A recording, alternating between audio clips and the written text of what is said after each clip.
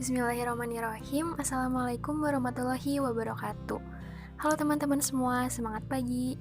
Apa kabar nih? Semoga kita semua selalu dalam keadaan sehat walafiat ya. Amin ya rabbal alamin. Pada kesempatan kali ini, izinkan kami dari kelompok 3 untuk memaparkan hasil diskusi kami mengenai mengelola kecemasan di era pandemi COVID-19. Tidak lupa saya ucapkan terima kasih kepada Bapak A.M. Nasrullah yang telah memberikan kami kesempatan untuk memaparkan materi kali ini.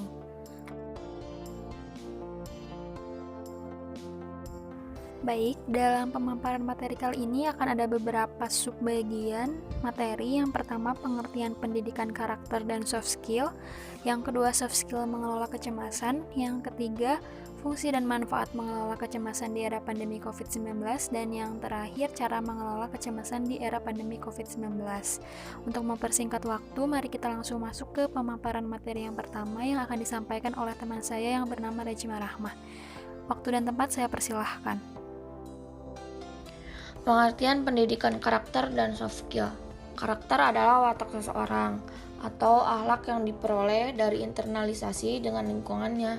Karakter seseorang akan menjadi baik apabila didasarkan dengan nilai-nilai moral dan etika yang berlaku, juga disepakati di masyarakat. Likona pada tahun 1992 menekankan pentingnya 3 komponen karakter yang baik, komponen of good character, yaitu moral knowing atau pengetahuan tentang moral, moral feeling atau perasaan tentang moral, dan moral action atau perbuatan moral. Dan materi yang selanjutnya yaitu pengertian soft skill. Tapi sebelum itu kita ketahui dulu apa sih perbedaan soft skill dan karakter. Nah, sebenarnya ya sama aja, tetapi jika soft skill itu keterampilan atau kemampuan seseorang, sedangkan karakter itu watak dan sifat seseorang, dan keduanya ini dapat dikembangkan agar menghasilkan hasil yang maksimal. Lalu, apa sih pengertian soft skill-nya sendiri? Soft skill adalah keterampilan atau kecakapan baik itu untuk diri sendiri, kelompok, ataupun bermasyarakat. Soft skill berupa suatu keterampilan dalam mengatur dirinya sendiri agar mampu mengembangkan produktivitas kerjanya secara maksimal. Soft skill ini harus dimiliki untuk mendukung kemampuan teknis dalam suatu bidang ataupun profesi tertentu. Tingkat kecemasan. Menurut Stuart, ada 4 tingkat kecemasan yang dialami oleh individu, yaitu ringan, sedang, berat, dan panik. Yang pertama, kecemasan ringan. Tingkat kecemasan ringan adalah cemas yang normal, yang biasa menjadi bagian sehari-hari dan menyebabkan seseorang menjadi waspada dan meningkatkan perhatian. Tetapi individu masih mampu memecahkan masalah. Cemas ringan dapat memotivasi belajar dan menghasilkan pertumbuhan dan kreativitas yang ditandai dengan terlihat tenang, percaya diri, waspada, memperhatikan banyak hal, sedikit tidak sabar, ketegangan otot ringan, sadar akan lingkungan, rileks atau sedikit gelisah. Yang kedua, kecemasan sedang. Tingkat kecemasan sedang memungkinkan seseorang untuk memusatkan pada hal-hal yang penting dan mengesampingkan yang tidak penting, atau bukan menjadi prioritas yang ditandai dengan perhatian menurun. Penyelesaian masalah menurun, tidak sabar, mudah tersinggung, ketegangan otot sedang, tanda-tanda vital meningkat, mulai berkeringat, sering mondar-mandir, sering berkemih dan sakit kepala. Yang ketiga, kecemasan berat. Tingkat kecemasan berat sangat mengurangi persepsi individu, di mana individu cenderung untuk memusatkan perhatian pada sesuatu yang terinci dan spesifik, dan tidak dapat berpikir tentang hal yang lain. Semua perilaku ditunjukkan untuk mengurangi ketegangan. Individu memerlukan banyak arahan untuk dapat memusatkan pada suatu area lain, ditandai dengan sulit berpikir, penyelesaian masalah buruk, takut, bingung, menarik diri, sangat cemas, kontak mata buruk, berkeringat banyak, bicara cepat, rahang menegang, menggertakkan gigi, mondar-mandir dan gemetar. Yang terakhir, panik. Tingkat panik dari suatu kecemasan berhubungan dengan ketakutan dan teror, karena individu mengalami kehilangan kendali. Orang yang mengalami panik tidak mampu melakukan sesuatu walaupun dengan pengarahan. Panik melibatkan disorganisasi kepribadian. Dengan panik, terjadi peningkatan aktivitas motorik, menurunnya kemampuan untuk berhubungan dengan orang lain, persepsi yang menyimpang, dan kehilangan pemikiran yang tidak dapat rasional. Aspek kecemasan terdiri dari 3. Yang pertama ada aspek emosional. Aspek emosional merupakan komponen kecemasan yang berkaitan dengan persepsi individu terhadap pengaruh psikologis dari kecemasan. Yang kedua ada aspek kognitif. Aspek kognitif yaitu adanya kekhawatiran individu terhadap sesuatu konsekuensi tertentu yang mungkin akan dialami dan anggapan negatif tentang dirinya. Apabila kekhawatiran meningkat, mungkin akan mengganggu individu dalam berpikir jernih, memecahkan masalah, serta memenuhi tuntutan lingkungan. Dan yang ketiga ada aspek fisiologis. Aspek fisiologis yaitu reaksi tubuh terhadap adanya kecemasan yang muncul yang dapat mendorong gerakan-gerakan tertentu pada bagian tubuh.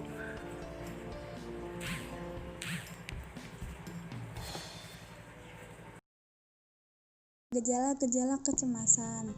Kecemasan adalah suatu keadaan yang menggoncangkan karena adanya ancaman terhadap kesehatan. Individu-individu yang tergolong normal kadangkala mengalami kecemasan yang menampak, sehingga dapat disaksikan pada penampilan yang berupa gejala-gejala fisik maupun mental. Di antaranya, gejala fisik dari kecemasan, gejala behavioral dari kecemasan, dan gejala kognitif dari kecemasan. Faktor-faktor penyebab kecemasan. Kecemasan seringkali berkembang selama jangka waktu dan sebagian besar tergantung pada seluruh pengalaman hidup seseorang. Peristiwa-peristiwa atau situasi khusus dapat mempercepat munculnya serangan kecemasan. Menurut Savitri, ada beberapa faktor yang menunjukkan reaksi kecemasan. Di antaranya yaitu lingkungan. Lingkungan atau sekitar tempat tinggal mempengaruhi cara pikir individu tentang diri sendiri maupun orang lain. Hal ini disebabkan karena adanya pengalaman yang tidak menyenangkan pada individu-individu yang dalam keluarga, sahabat, ataupun dengan rekan kerja, sehingga individu tersebut merasa tidak aman terhadap lingkungannya. Emosi yang ditekan. Kecemasan bisa terjadi jika individu tidak mampu menentukan jalan keluar untuk perasaannya sendiri dalam hubungan personalnya ini, terutama jika dirinya menekan rasa marah atau frustasi dalam jangka waktu yang sangat lama. Sebab-sebab fisik. Pikiran dan tubuh senantiasa saling berinteraksi dan dapat menyebabkan timbulnya kecemasan. Hal ini terlihat dalam kondisi seperti misalnya kehamilan, semasa remaja, dan sewaktu pulih dari penyakitnya. Selama ditimpa kondisi-kondisi ini, perubahan-perubahan tersebut perasaan lazim muncul dan ini dapat menyebabkan timbulnya kecemasan. Jenis-jenis kecemasan. Kecemasan dibagi 3 menurut Mustamir Pedak. 1. Kecemasan rasional. Kecemasan rasional merupakan suatu ketakutan akibat adanya objek yang memang mengancam. Contohnya ketika menunggu hasil ujian. 2. Kecemasan irasional. Mereka yang mengalami emosi ini di bawah keadaan-keadaan spesifik yang biasanya tidak dipandang mengancam. 3. Kecemasan fundamental. Kecemasan ini disebut sebagai kecemasan eksistensial yang mempunyai peran fundamental bagi kehidupan manusia. Contohnya, untuk apa hidupnya dan akan kemanakah kelak hidupnya berlanjut.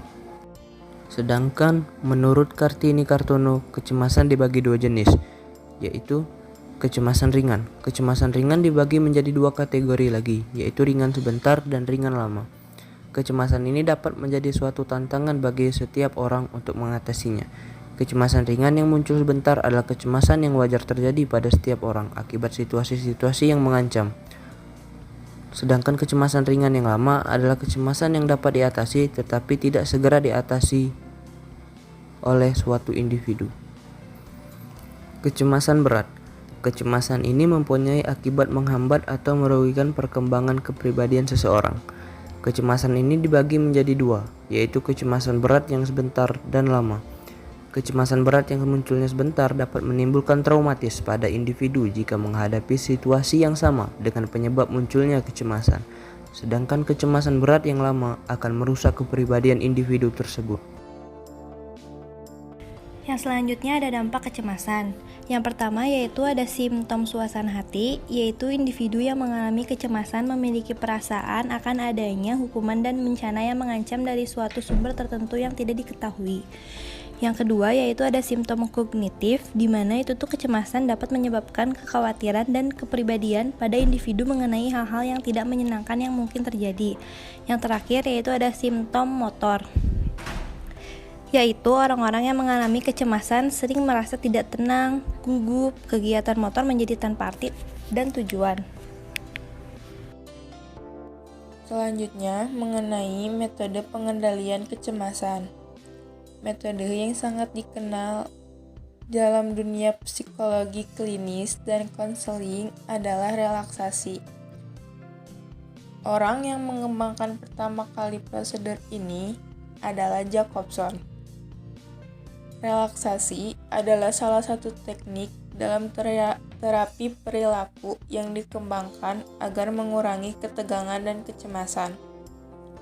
Banyak agama ke Timur Tengah menggunakan teknik seperti meditasi dan yoga selama berabad-abad. Dan kedua teknik ini bertahan bersama dengan lahirnya metode relaksasi klinis modern. Walker mengemukakan relaksasi dapat digunakan oleh pasien tanpa bantuan terapis. Mereka bisa menggunakan teknik ini di rumah untuk mengurangi kecemasan yang dialami sehari-hari di rumah.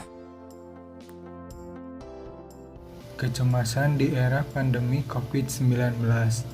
Coronavirus disease 2019 atau disebut juga COVID-19 saat ini menjadi pandemi hampir di seluruh dunia.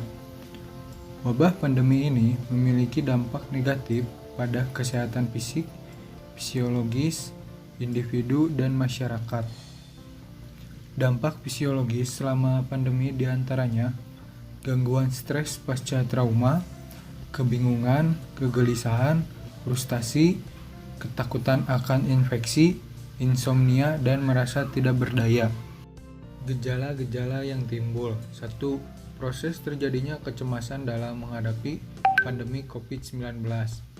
Kecemasan atau anxiety adalah respon terhadap situasi tertentu yang mengancam dan merupakan hal yang normal terjadi.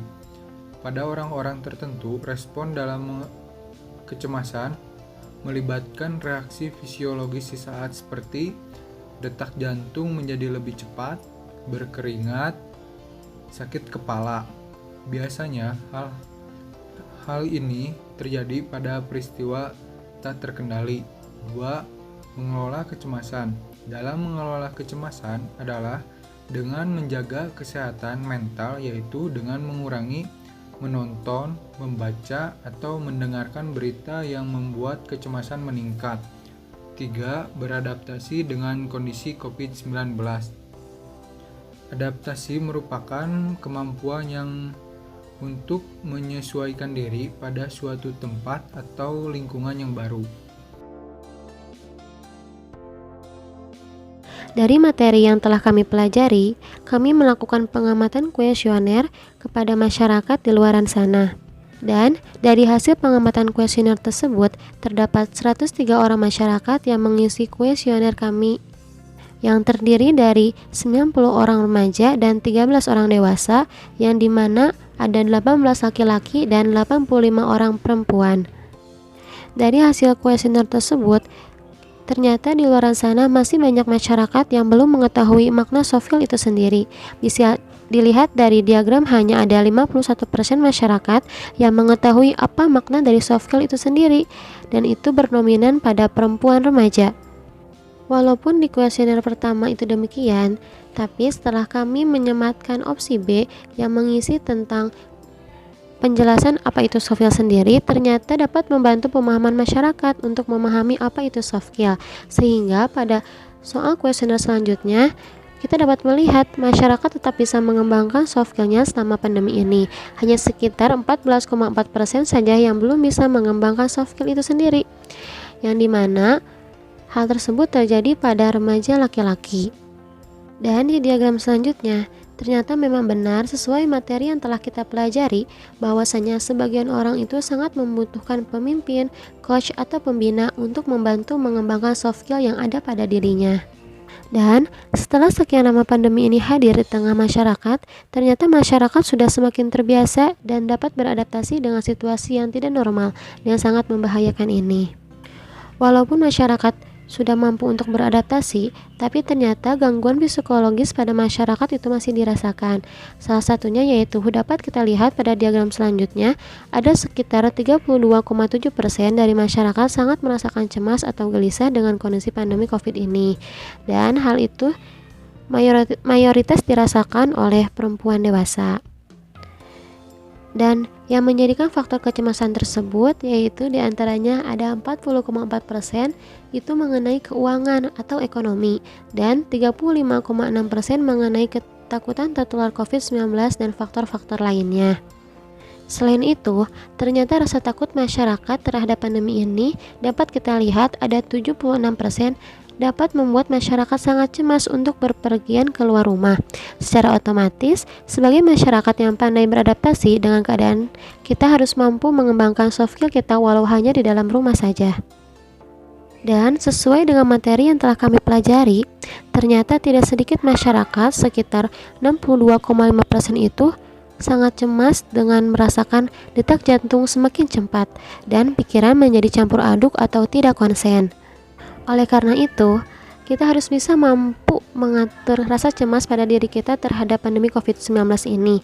Karena, sebagaimana pada diagram, ternyata di luar sana masyarakat 95,2% dari masyarakat meyakini bahwa rasa cemas yang berlebih ini dapat membuat seseorang menjadi depresi.